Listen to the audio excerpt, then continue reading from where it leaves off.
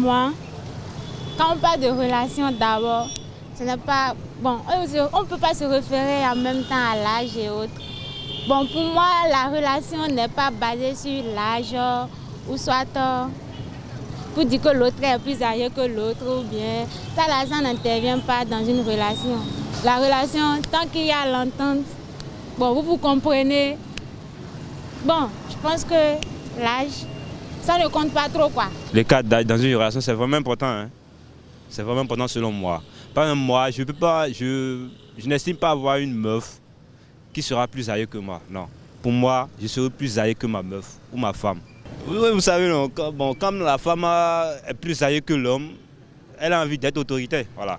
Pour moi, les couples qui ont une très grande écart d'âge n'est pas conseillé parce que du coup, là où l'âge de la fille est plus bas, plus que l'âge de l'homme,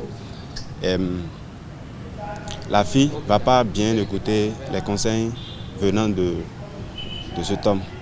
Raison, moi je ne valide pas. Par exemple, moi, là, je dis, je dois avoir au moins, je serai plus âgé que ma meuf, avec 3 ans au moins, voilà. 3 ans.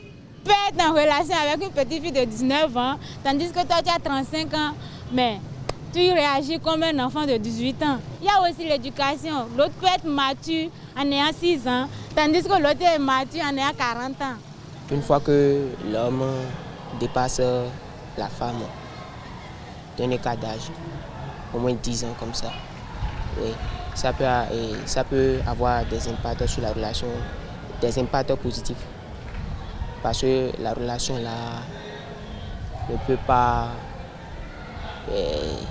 se couper de là à là. Donc l'homme doit toujours abuser de sa force, donc toujours cadrer la femme pour que celle-ci ne puisse pas voir ailleurs.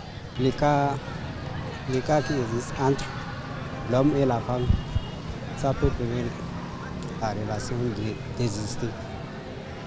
Il suffit qu'il y ait l'amour entre les deux et la volonté plus constante.